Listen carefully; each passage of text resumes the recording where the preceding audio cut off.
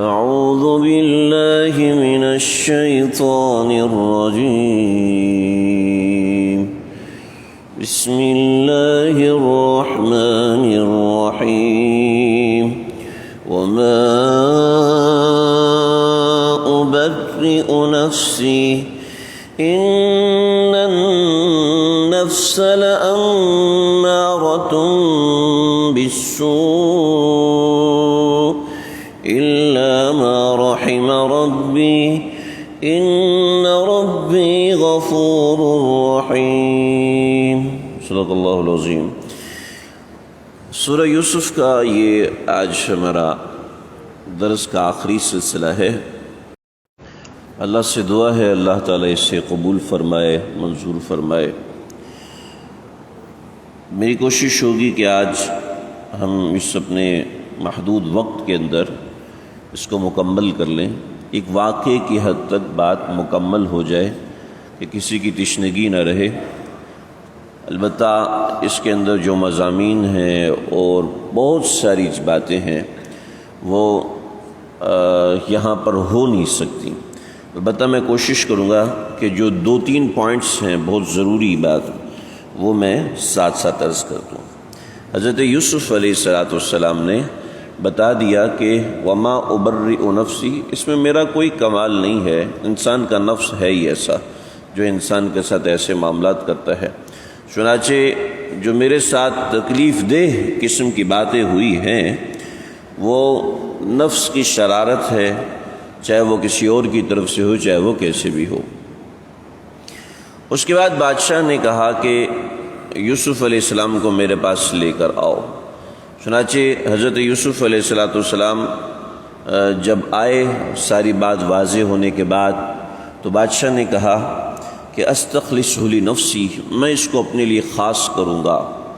فلما کلمہ، جب انہوں نے اس کا بات چیت کیا، یعنی انہوں نے اس کا انٹرویو لیا، تو بات چیت کرنے کے بعد ان کو سمجھ میں آیا کہ یہ آدمی کس کیلیبر کا ہے، یہ آدمی کس مزاج کا ہے، اس کا علمی لیول کتنا بڑا ہے، کتنا اونچا مقام ہے. دوسری بات یہ ہے کہ جو محنتی لوگ ہوتے ہیں ان کی باڈی لینگویج ہی الگ ہوتی ہے، ان کا کام کرنے کا انداز الگ ہوتا ہے. ان کو کہیں جتلانے کی ضرورت نہیں ہوتی کہ ہم بہت قابل ہیں. اور جو لوگ اس نوعیت کے ہوتے ہیں، جو کام کرنے والے ہوتے ہیں، وہ ایسے بندوں کی تلاش میں رہتے ہیں. لہٰذا بہت سے لوگ یہ شکایت کرتے ہیں کہ ہمارے آفس میں ہماری قدر نہیں ہے، ہم جہاں کام کرتے ہیں ہمیں اس کے حساب سے پروٹوکول نہیں دیا جاتا. تو اصل میں ان کے اپنے اندر مسئلہ ہوتا ہے. اس وجہ سے وہ کبھی کس کو الزام دیتے ہیں، کبھی جادو ٹونے کو الزام دیتے ہیں، کبھی تعویذوں کو الزام دیتے ہیں، اور کبھی کس کو کبھی کس کو. ورنہ اصل ان میں اپنے اندر کوئی فالٹ ہوتا ہے جس کو وہ دوسرے کے اوپر الزام لگانے سے چھپا رہے ہوتے ہیں. ورنہ مخلصین لوگوں کی ہر بندے کو ضرورت ہوتی ہے، ہر کام کرنے والے کو اچھے کام کرنے والوں کی ضرورت ہوتی ہے. لہٰذا اگر آپ واقعتاً جینیس ہیں تو کسی جینیس کو آپ کی ضرورت ضرور ہوگی. میں تو یہ کہتا ہوں کہ اگر کوئی شخص صحیح ڈاکہ بھی مارتا ہے تو ڈاکو بھی اس کے پیچھے آتے کہ بھی ہمیں تھوڑی سی رہنمائی کر دو. تو چاہے جائے کہ کوئی اچھا میکینک ہے، چاہے جائے کہ کوئی اچھا کام کرنے والا ہے، کسی کو اچھی اکاؤنٹنگ آتی ہے، کسی کو اچھی تجارت آتی ہے، کسی کو یعنی کوئی بھی چیز اگر آپ کو اچھی آتی ہے تو اس کے خریدار موجود ہیں، اس کو لینے والے موجود ہوتے ہیں. کسی دوسرے پہ الزام کرنے کی ضرورت نہیں. تو انہوں نے حضرت یوسف علیہ السلام سے کہا دیکھو ساری زمین پر تمہاری حکمرانی ہے، بس سکے کے اوپر میرا نام چھپے گا. تو حضرت یوسف علیہ السلام نے جو بات فرمائی ایسی زبردست بات ہے جو رہتی دنیا تک قائم رہے گی. فرمایا کہ اجعلنی علی خزائن الارض، اگلی آیت میں اجعلنی علی خزائن الارض انی حفیظ علیم. کیا کرو جی؟ مجھے آپ وزیر خزانہ بنا دو، مجھے خانقاہ کھول کے دے دو، مجھے مدرسہ کھول کے دے دو، مجھے ایک مسجد بنا دو، میں اس کی مجاورت کروں گا. مجھے ایک مزار بنا دو، میں اس کے اندر بیٹھ کے چندے وصول کروں گا. نہیں. کیا مطلب ہے اس بات کا؟ اس بات کا مطلب یہ ہے کہ اگر کوئی شخص دنیاوی کام کر رہا ہے تو وہ دنیا کا کتا نہیں ہے. ایسے نہ سمجھے اور نہ ایسے اپنے آپ کو کہ جی ہم تو دنیا کے کتے ہیں، ہمیں تو کچھ نہیں آتا. یہ بات بالکل غلط ہے.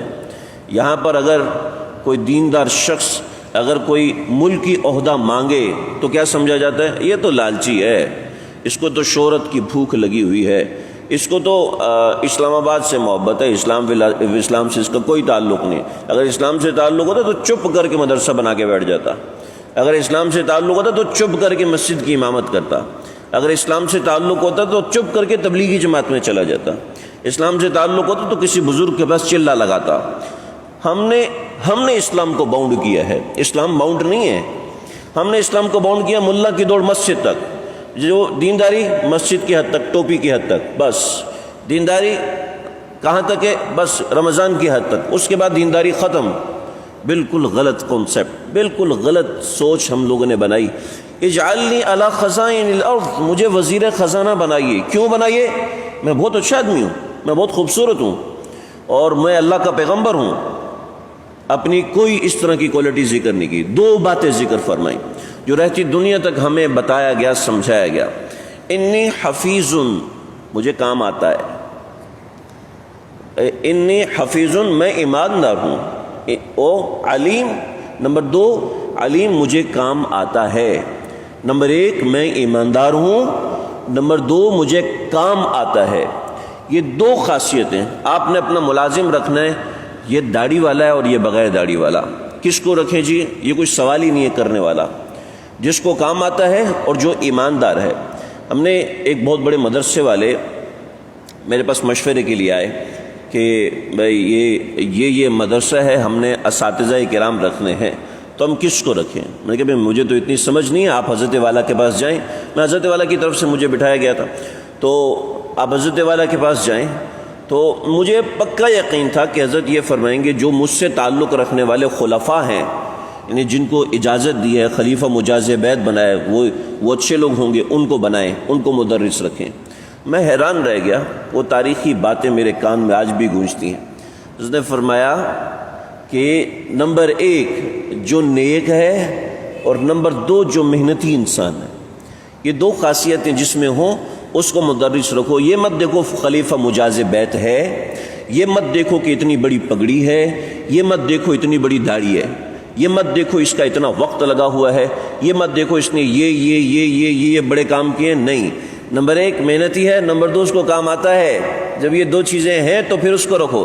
حضرت عمر بن عبدالعزیز کے پاس کسی نے خط لکھا، اور ان کے لوگوں نے خط لکھا کہ ہمارے جو پہلے عامل تھے ان کا انتقال ہو گیا، اب دو آدمی ہیں.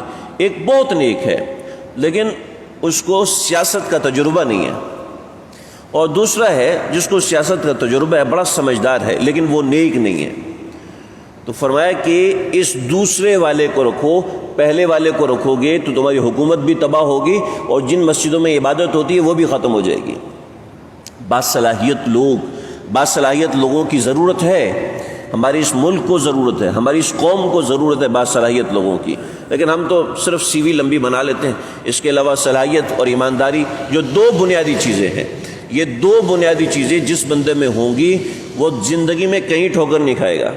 آزمائشیں آئیں گی، تکلیفیں آئیں گی، تو یہ دو چیزیں بھائی اپنے اندر پیدا کریں. ہمارے اسٹوڈنٹ طبقہ، ہمارا نوجوان طبقہ، ہمارے کام کرنے والے لوگ، ہمارے الیکٹریشین، پلمبر سے لے کے انجینئر، ڈاکٹر حضرات تک، یہ دو کام. میرے بچے کا ایک مسئلہ ہوا تھا، اس کی سرجری ہونی تھی اور بہت خطرناک قسم کی سرجری ہونی تھی لیاقت نیشنل میں. تو ایک بہت بڑے ڈاکٹر ہیں، بہت بڑے سرجن ہیں، ہو سکتا ہے آپ میں سے بہت سے لوگ جانتے ہوں. تو جو میرے دوست ڈاکٹر تھے جو مجھے وہاں لے کر گئے تھے، تو انہوں نے مجھ سے سائن کروایا کہ بھئی انگلی میں یہ مسئلہ ہو سکتا ہے، ایسی چیزیں ہو سکتا ہے، انگلی کاٹنی پڑ جائے، یہ معاملات ہوں گے. تو میں نے کہا جی میں آپ کے اوپر بھروسہ، آپ جو کرتے ہیں کریں. یہ میرے سامنے جو بڑے سرجن آئے تو انہوں نے ڈاکٹروں کو جو دھول چٹائی ہے، پھر تمہیں شرم نہیں آتی؟ نہ تم پڑھتے ہو، نہ تم لکھتے ہو، اور لوگوں کی تقدیریں اپنے ہاتھوں سے بنا رہے ہو. ارے اللہ کے بندے، بچوں میں یہ پرابلمز ہوتے ہیں، ان کی وجہ سے ان کی جینز میں یہ چیزیں ہوتی ہیں. یہ بیسک چیزیں جو آپ کو نہیں پتہ، اتنی بنیادی چیزیں، اور آپ انسان کی جان کے ساتھ کھیل رہے ہیں. تو ہمارے ڈاکٹر حضرات پڑھنے والے چاہیے، ہمیں لکھے پڑھے ڈاکٹر چاہیے، ہمیں پڑھے لکھے انجینئر چاہیے. ہمیں اتنی بڑی انجینئرنگ یونیورسٹیز ہیں ہمارے پاس، لیکن ہم ایک بلب نہیں بنا سکتے. کیوں؟ حفیظ علیم نہیں ہے. ہمارے اندر پڑھنے والے جو لوگ ہوتے ہیں ان کو باہر کے لوگ اٹھا لیتے ہیں، اور ہمارے اندر جو پڑھنے والے لوگ ہوتے ہیں ان کو باہر جانے کا کریز ہوتا ہے، جی وہاں پر اس سے کئی گنا یہ ٹرپل پیئر سے سیلری مل رہی ہے، 4 گنا بڑی سیلری، 5 گنا بڑی سیلری، 10 گنا بڑی سیلری مل رہی ہے، وہ ادھر چلے جاتے ہیں، اپنے ملک کا بیڑا غرق ہو جاتا ہے، اور اپنے کام کرنے والے لوگوں کی قدر نہیں کی جاتی۔ تو انی حفیظ علیم، یہ 2 صلاحیتیں کوئی اسٹوڈنٹ طبقہ ہے اپنے اندر پیدا کرے، تاجر طبقہ ہے اپنے اندر پیدا کرے۔ نمبر 1 اس کو کام آتا ہو، نمبر 2 ایماندار ہو، ان 2 چیزوں سے اپنا کام چلانا شروع کرے، پھر دیکھیں اللہ تعالیٰ اس کے لیے راستہ کھولیں گے۔ اللہ، حضرت یوسف علیہ السلام کو جب بنا دیے گئے، حضرت یوسف علیہ السلام نے سارا کام کیا اور 7 برس گزر گئے۔ 7 برس گزرنے کے بعد جب قحط پڑا تو ساری دنیا میں قحط پڑا، اور یہ قحط چلتے چلتے کنعان تک پہنچا۔ کنعان تک پہنچنے کے بعد حضرت یعقوب علیہ السلام کے بیٹے یعنی حضرت یوسف کے بھائی، ان کو پتہ چلا کہ مصر کا ایک بادشاہ ہے، یعنی جو وزیر خزانہ ہے، اس کو عام طور پہ لوگ بادشاہ ہی سمجھتے تھے، تو یہ جو وزیر خزانہ ہے یہ لوگوں کی مدد کرتا ہے۔ چنانچہ یہ سارے آئے۔ حضرت یوسف علیہ السلام نے یہ ترتیب رکھی تھی کہ جو غیر ملکی آتا ہے تو سب سے پہلے انٹیلیجنس ان کو رپورٹ دیتی تھی۔ تو حضرت یوسف علیہ السلام کو پتہ چلا کہ یہ آئے ہیں، تو دیکھتے ہی پہچان لیا کہ یہ میرے بھائی ہیں، کیونکہ وہ بڑی عمر کے تھے، اس وقت بھی بڑی عمر کے تھے، لیکن انہوں نے حضرت یوسف علیہ السلام کو نہیں پہچانا۔ جب نہیں پہچانا تو حضرت یوسف علیہ السلام نے پوچھا بھائی تم کون ہو سکتا ہے تم لوگ جاسوس ہو، تم جاسوسی کرنے کے لیے آئے ہو، نقصان پہنچانے ہو؟ کہا نہیں، ہم تو یعقوب اور حضرت ابراہیم علیہ السلام کی اولاد ہیں۔ کہتے اچھا، کتنے بھائی ہو تم؟ کہنے لگے جی ہم 12 بھائی ہیں، ان میں سے ایک بھائی تو کہیں چلا گیا اور ایک بھائی اپنے والد کے پاس ہے، بقیہ 10 ہم آئے ہیں۔ تم لوگ تو لگتا ہے جھوٹ بول رہے ہو تم؟ کہا نہیں ہم 11 بھائی ہیں۔ سامان تمہیں 11 کا چاہیے، آئے تم 10 ہو، اگلی مرتبہ 11ویں کو لے کے آنا، اگر نہیں لے کے آئے تو اس کا مطلب ہے کہ تم لوگوں نے جھوٹ بولا ہے۔ پکا کر دیا کہ حضرت یوسف کے بھائی جو بنیامین تھے، جو سگے بھائی تھے، وہ بھی آ جائیں۔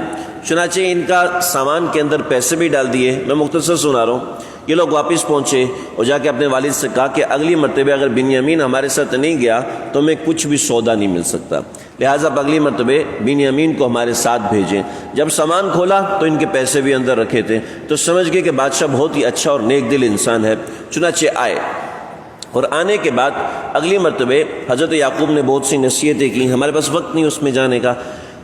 حضرت یوسف علیہ السلام کے پاس جب 11 بھائی پہنچے ہیں دوسری مرتبہ، تو حضرت یوسف علیہ السلام نے سب سے کہا کہ ٹھیک ہے، 2 اس کمرے میں، 2 اس کمرے میں، 2 اس کمرے میں، 5 پیر بن گئے تو 10 بندے ایک جگہ، اور 11واں بھائی بچ گیا تو 11ویں سے کہا آؤ میرے ساتھ، تمہارے لیے یہاں جگہ نہیں تو میں تمہارا دوسری جگہ پر انتظام کرتا ہوں۔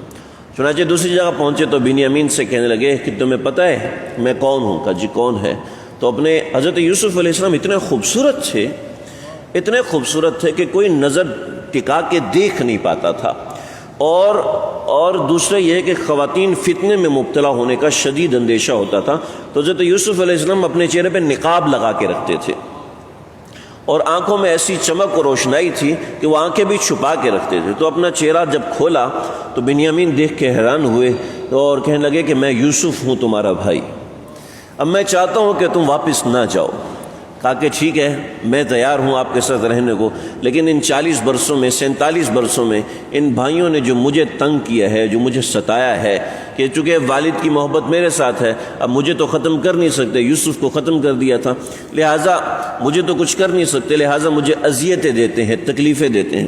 تو حضرت یوسف علیہ السلام نے کہا کہ کوئی فکر نہ کرو، میں تمہارے ساتھ ہوں۔ چنانچہ بنیامین کو اپنے ساتھ روکنے کے لیے ایک ہیلا اپنایا، ہیلا بڑا زبردست، اس کے اندر بڑی عجیب قسم کی باتیں ہیں۔ حضرت یوسف علیہ السلام نے یہ کہا کہ یہ لوگ جب جا رہے تھے تو جاتے جاتے ان سے کہا کہ دیکھو بھئی تمہارے سامان کے اندر کسی نے چوری کیا ہے بادشاہ کا پیالہ چوری کیا ہے، لہٰذا تم اپنا سامان کی تلاشی دو، اور اگر تم لوگ اپنا سامان خود سے نکال کے دیکھ لو، اس میں اگر تمہیں کچھ مل جاتا ہے تو میں تمہیں 1 اونٹ مزید دوں گا اگر تم بادشاہ کے پیالہ مجھے واپس کر دیتے۔ کہتے نہیں ہم نے تو چوری نہیں کیا، ہم تو پیغمبروں کی اولاد ہیں، ہم کیسے چوری کر سکتے ہیں؟ حضرت یوسف جتلانا چاہتے تھے کہ تم اس سے بڑی چوری کر چکے ہو۔ چنانچہ جب سامان کھولا گیا تو بنیامین کے سامان میں سے ایک پیالہ نکلا۔ اب کیا ہے؟ اب یہ ہے کہ حضرت یوسف علیہ السلام نے فرمایا تھا کہ دیکھو جس کے سامان میں سے پیالہ نکل آیا اس کی سزا کیا ہوگی؟ تو کہنے لگے قالوا جزاؤہ من وجد فی رحلہ فہو جزاؤہ، جس کے سامان سے ملا وہی قید میں رہے گا تمہارے، یہی اس کی جزا ہے۔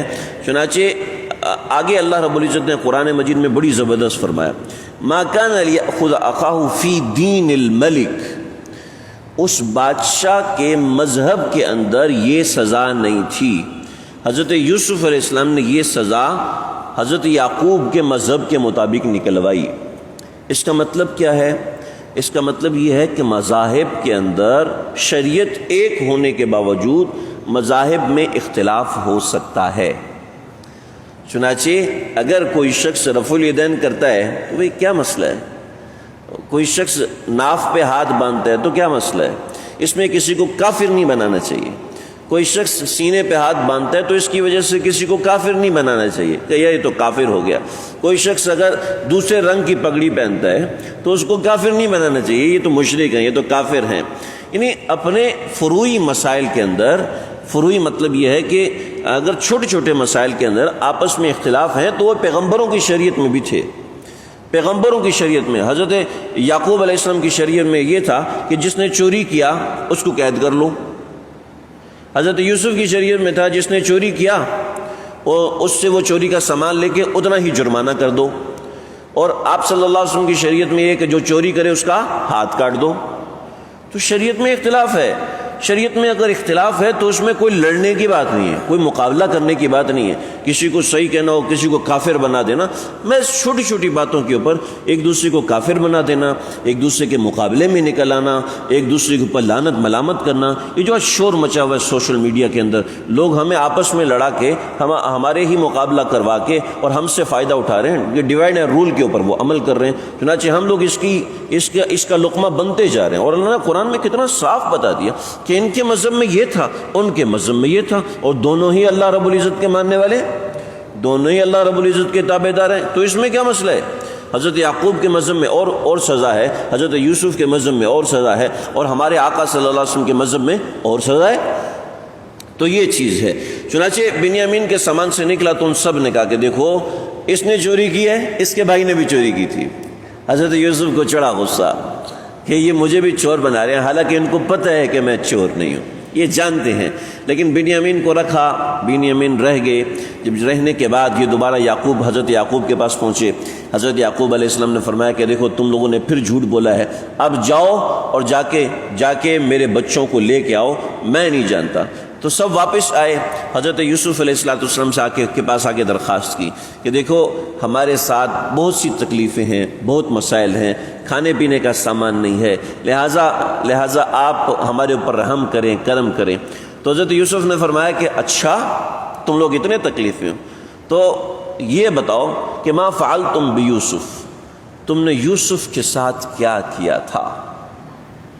ایک پرانی کتابوں میں بات ملتی ہے کہ سب لوگ عزیز مصر کو یوزارسیف کے نام سے جانتے تھے۔ یوزارسیف یہ قبطی زبان کا لفظ، یوزارسیف کے نام سے جانتے تھے یا کسی اور نام سے جانتے تھے۔ یوسف کے نام سے حضرت یوسف علیہ السلام کو حضرت یوسف کے بھائی اور حضرت یعقوب جانتے تھے۔ یعنی جیسے ایک گھر کے اندر خاص طور پہ بلانے کے لیے بعض بچوں کا نام رکھ دیا جاتا ہے، غالباً ایسے تھا، لیکن بہرحال معتبر روایات میں نہیں ہے، بہرحال ایسا بھی ہو سکتا ہے۔ تو حضرت یوسف علیہ السلام نے کہا کہ تم نے یوسف علیہ السلام کے ساتھ کیا کیا؟ تو یہ سب لوگ ایسے حیران ہوئے کہ ایک ایسا جملہ بولا جو فصاحت و بلاغت کا انتہائی اونچا معیار ہے، لیکن جملہ بڑا خوبصورت ہے۔ انک لانت یوسف، اس میں یقین بھی ہے، اس میں شک بھی ہے، شک ہونے کے ساتھ ساتھ یقین ہے، یقین ہونے کے ساتھ ساتھ شک ہے۔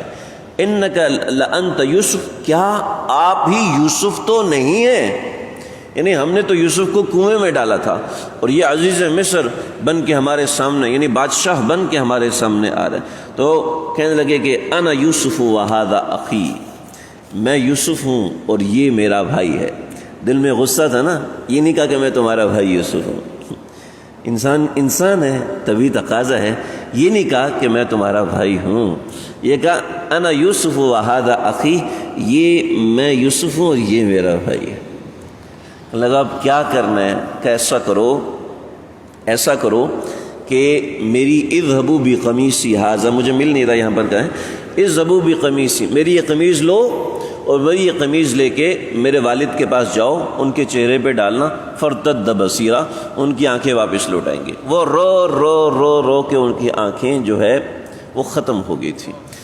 بھئی کیوں ختم ہو گئی تھی؟ کسی کے ذہن میں آج میں ہو سکتا ہے 5 منٹ 10 منٹ آپ کے تھوڑے سے اوپر لوں، آپ لوگ تیار ہیں نا بھئی؟ حضرت یوسف علیہ السلام نے کی محبت میں ان کی آنکھیں جو ہے وہ سفید ہو گئی تھی. سفید موتیا رونے سے، کثرت کے رونے سے آ جاتا ہے، تو اللہ نے اس کی تعبیر فرمائی سفید موتیا، یعنی سفید ہو گئی تھی ان کی آنکھیں. بھئی ایسا کیوں ہے؟ آدمی کو 4-5 دن کے بعد آرام آ جاتا ہے، چین آ جاتا ہے، لیکن ایسا کیوں ہے؟ ایسا اس وجہ سے بہت سے لوگوں نے بہت سی باتیں لکھی ہیں، میں صرف ایک بات بتاتا ہوں. لکھا ہے کہ حضرت یوسف علیہ السلام کے چہرے پر اللہ رب العزت نے جنتی رنگ ڈالا تھا. تو حضرت یوسف کے حسن میں جنت کی چاشنی تھی، اور جنت میں رہنے والی ہر چیز کو ہر وقت دوام ہوتا ہے. دوام سمجھتے ہیں؟ یعنی ہمیشہ جنت میں رہنے والی لذت ہمیشہ رہتی ہے. آپ لوگ افطار میں کھاتے ہیں پیتے ہیں، کھاتے ہیں پھر کھاتے ہیں پھر کھاتے ہیں، ایک وقت ایسا آتا ہے نا اندر کہتے وہ بس کر بھائی بہت ہو گیا، آتی ہے نا اندر سے آواز، سب کو اندازہ ہوتا ہے یار بس کرو یار بس کرو، اب کھاؤ گے تو الٹی ہو جائے گی. ایسا ہوتا ہے نا. اب میں جاؤں گا تو اللہ اکبر کہوں گا، اللہ بڑا، کہتے ہیں دہی بڑا، اب دہی بڑا نکلے گا. تو ایسا ہوتا ہے نا کہ دنیا کی مزیدار سے مزیدار چیز کی لذت تھوڑی دیر میں ختم ہو جاتی ہے جی. دیکھو جتنی بھی خوبصورت بیوی ہو، شادی کے 5 سال کے بعد پرانی ہو جاتی ہے نا. اور ایسے ہی دنیا میں جتنا بھی خوبصورت حسن ہوتا ہے وہ کچھ عرصے میں ختم ہو جاتا ہے، لیکن جنت کا حسن کبھی ختم ہونے والا نہیں ہے. جنت کی لذت کبھی ختم ہونے والی نہیں. چنانچہ حضرت یوسف علیہ السلام کے چہرے پر جو ملاحت تھی، جو حسن تھا، جو محبت تھی، وہ جنتی ٹیسٹ رکھتی تھی. لہٰذا اس میں نہ کمی آ سکتی تھی اور اس میں نہ اس سے بیزاری ہو سکتی تھی. چنانچہ یہی چیز حضرت یعقوب علیہ السلام کو حاصل تھی. حضرت یعقوب علیہ السلام نے اسی وجہ سے رو کے، اب دیکھیں اس واقعے کے پیک میں بہت سی باتیں ہیں. مثلا یہ کہ اللہ رب العزت نے جس چیز کو غم کا ذریعہ بنایا، عادت اللہ یہی ہے کہ اللہ اسی چیز کو خوشی کا ذریعہ بنا دیتے ہیں. چنانچہ جب حضرت یوسف کو خواب آیا تھا تو وہ خواب غم کا ذریعہ بنا، کنویں میں ڈال دیے گئے. اور بادشاہ کو خواب آیا، جیل سے نکال دیے گئے ہیں جی. حضرت یوسف علیہ السلام کا قمیض پھاڑ کے لے کے گئے، یہ قمیض ہے اور اس قمیض یہ یوسف کی قمیض ہے. اس قمیض سے غم شروع ہوا، اور دوسری طرف حضرت یوسف علیہ السلام نے اپنی قمیض اتار کے دی کہ یہ قمیض لے جاؤ اور میرے والد کے چہرے پہ ڈال دو اور اس کی آنکھیں واپس آ جائیں گی. یہ قمیض نے دوبارہ خوشی دی. اسی قمیض نے پہلے تنگ کیا، تکلیف دی، 40 برس تک آنکھیں چلی گئیں، اور اسی قمیض نے پھر خوشی دی. تو ایسا اللہ رب العزت کی عادت ہے. اور بھی بہت سے واقعات ہیں، میں بس اسی پہ اکتفا کرتا ہوں. حضرت یوسف علیہ السلام کے بھائی جب تیسری مرتبہ آئے تو پتہ چلا کہ حضرت یوسف ہیں. پھر حضرت یعقوب علیہ السلام کو لے کر واپس دوبارہ مصر آئے. تو یہ اس سوال کا جواب تھا جو یہودیوں نے کیا تھا کہ وہ کون سے پیغمبر ہیں اور کیا سلسلہ تھا کہ جس کی وجہ سے حضرت یوسف علیہ السلام کے ایک پیغمبر بیت المقدس کو چھوڑ کے مصر میں جا کے آباد ہوئے. تو یہ سارا کا سارا قصہ تھا. چنانچہ جب حضرت یعقوب علیہ السلام پہنچے ہیں تو پہنچنے کے ساتھ ہی بارش ہوئی ہے، اور بارش کے ساتھ قحط ختم ہوا حضرت یعقوب کی برکت سے. اور پھر وہیں پہنچ کر حضرت یعقوب علیہ السلام، ان کی اہلیہ اور بقیہ 11 بھائی، ان 11 بھائیوں نے، ان سب نے مل کے حضرت یوسف علیہ السلام کو سجدہ کیا. یہ تعظیمی سجدہ تھا. چنانچہ حضرت یوسف علیہ السلام نے وہاں فرمایا کہ ابا یہ دیکھیں آج میرا خواب جو ہے وہ پورا ہو گیا کہ اللہ رب العزت نے انی رأیت 11 کوکبا کہ 11 ستارے ایک چاند یعنی والدہ محترمہ اور ایک سورج یعنی والد صاحب، انہوں نے ان کو سجدہ کیا تھا. یعنی ابتدا یہاں سے ہوئی تھی اور اس قصے کی انتہا بھی یہاں پر ہو رہی ہے. اور اس صورت میں بہت سی ایسی چیزیں ہیں جو کہ میں ذکر کرنا ضروری سمجھتا ہوں، لیکن بس ایک بات ذکر کر کے میں اکتفا کرتا ہوں. حضرت یوسف علیہ السلام نے اپنے بھائیوں سے کہا تھا کہ اللہ تعالیٰ نے یہ جو مجھے معاملہ دیا ہے، یہ جو مجھے چیز دی ہے، یہ اس وجہ سے دی ہے کہ جو انہ من یتقی ویصبر، کہ جو تقوی سے رہے گا، جو تقوی سے رہے گا اور صبر سے رہے گا، تو اللہ تعالیٰ اس کے ساتھ ایسا ہی معاملہ فرمائیں گے کہ اس کو کامیابی ہی کامیابی ملے گی، اس کو ناکامی نہیں مل سکتی. چنانچہ یہ پورے قصے کا خلاصہ ہے. چنانچہ جو شخص صبر کے ساتھ اپنی زندگی گزارتا ہے اور تقوی کے ساتھ زندگی گزارتا ہے، اللہ رب العزت اس کو دنیا میں اقتدار ضرور بضرور نصیب فرماتے ہیں، جیسے حضرت یوسف علیہ السلام کو فرمایا ہے. تمام انبیاء کی یہی کہانی ہے، تمام انبیاء کا یہی قصہ ہے، حتیٰ کہ ہمارے آقا صلی اللہ علیہ وسلم کا بھی بعینہ ہی یہی قصہ ہے. حتیٰ کہ الفاظ بھی وہی ہیں کہ جب آپ صلی اللہ علیہ وسلم مکہ پہنچے تو مکہ والوں نے آپ صلی اللہ علیہ وسلم کی حاکمیت کو تسلیم کیا اور معافی مانگی. تو حضرت یوسف علیہ السلام کے بھائیوں سے جو حضرت یوسف نے فرمایا تھا، لا تثریب علیکم اليوم، تمہارے اوپر آج کوئی پکڑ نہیں، انتم الطلقاء، تم سب کے سب آزاد ہو. تو وہی کلمات، وہی جملے آپ علیہ الصلوۃ والسلام نے بھی فرمائے کہ لا تثریب علیکم اليوم، اے کفار آج تم سے کوئی پکڑ نہیں، انتم الطلقاء، تم سر کے سر آزاد ہو. چنانچہ یہی بات حضرت یوسف نے فرمائی اور یہی بات ہمارے آقا صلی اللہ علیہ وسلم نے فرمائی. تو یوں حضرت یوسف علیہ السلام اور حضرت یعقوب کی دوبارہ ملاقات ہوئی. پھر یہ لوگ نکلے ہیں یہاں سے، یہ لوگ نکلے ہیں یہاں سے جب حضرت موسیٰ علیہ السلام مصر سے نکلے ہیں. تو کچھ سمجھ میں آیا یہ واقعہ آگے کیسے انٹر ریلیٹ کر رہا ہے؟ بس یہاں تک بات مکمل ہوئی. میں اس درس کو یہیں پر مکمل کرتا ہوں. ختم نہیں ہو سکتا، ٹھیک ہے، مکمل کا لفظ استعمال کر سکتے ہیں، ختم نہیں کہہ سکتے. ایک دو باتیں میں ذکر کرنا چاہتا ہوں آپ حضرات سے. یہ اس کے اندر بے شمار مضامین ہیں.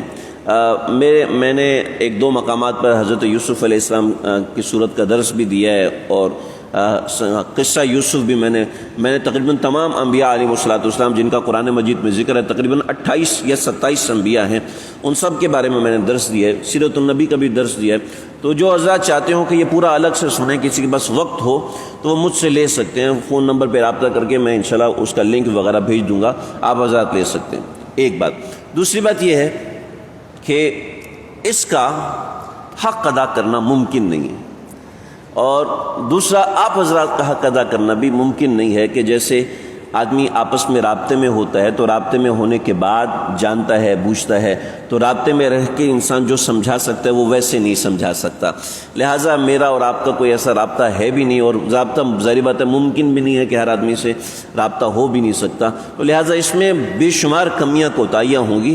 لہٰذا کوشش کریں کہ اس کو سیکھتے رہیں، کسی بھی عالم دین سے سمجھتے رہیں. ہمارے استاد محترم حضرت مفتی نعیم صاحب دامت برکاتہم کی ایک کتاب ہے معلم القرآن، اس میں قرآن مجید کے الفاظ کو الگ کیا ہے. ان الفاظ کو آپ اگر اس کے 5-6 اسباق یاد کر لیں تو آپ کو قرآن مجید کے 50% معنی سمجھ میں آنا شروع ہو جائیں گے. مولانا اہتمام ہے یہاں پر ماشاءاللہ، ہماری ان کے ساتھ ترتیب بن رہی ہے. آپ ان سے درخواست کریں کہ وہ یہاں پر ایک ترتیب بنائیں، یا جو بھی بزرگ حضرات ترتیب بنائیں، اس ترتیب کے ساتھ الگ سے سیکھنے کے. یہ تو میں نے آپ کے سامنے تشریح کر کے پیش کیا. ایک ہے کہ آپ خود اس کو سمجھیں، خود اس کو سیکھیں، تو یہ اور بھی زیادہ فائدے کی بات ہے، اور بھی زیادہ اچھی بات ہے. چوتھی اور آخری بات یہ ہے کہ ہماری ملاقات ہو یا نہ ہو، مجھے حضرت نے حکم دیا کہ جمعرات کو آنے کا، تو بہرحال ہماری ملاقات ہو یا نہ ہو، میں آپ حضرات سے خاص طور پہ اس قرآن کے توسط سے جو 15-20 دن ہمارا ملاقات رہی، میں آپ حضرات سے دعا کی درخواست کرتا ہوں. آپ بھی میرے لیے دعا کیا کریں. جو اللہ کے لیے محبت ہوتی ہے، یہ اللہ کے لیے محبت عرش کا سایہ عطا فرماتی ہے. ایک درخواست یہ کرتا ہوں کہ دنیا میں کسی سے اللہ کے لیے جڑ جائیں. اللہ کے لیے یعنی اللہ سے تعلق پانے کے لیے کسی سے جوڑ لازمی بنائے. وہ جوڑ بنتا ہے کسی اللہ والے سے، کسی بزرگ سے. ماشاءاللہ ہمارے حضرت مولانا ترین اللہ تھانوی صاحب بزرگوں کی صحبت یافتہ، خود بزرگ ہیں، ایک نصف صدی سے اوپر دین کی خدمت میں لگے ہوئے ہیں، حضرت سے فائدہ اٹھائیں، حضرت کے مدرسے سے فائدہ اٹھائیں۔ جو یہ چیزیں مجھے ان حضرات نے نہیں کہا، یہ تو میرا دل کہتا ہے کہ ہمیں تو کوئی ایسا موقع نہیں ہے، تو اس طرح ترتیب بنانے کی فکر رکھیں۔ اللہ تعالیٰ مجھے، آپ کو، ہم سب کو قرآن سے جڑنے والا، قرآن سے جوڑ رکھنے والا بنائے۔ وآخر دعوانا الحمد للہ رب العالمین۔ ربنا تقبل منا انک انت السمیع العلیم وتب علینا۔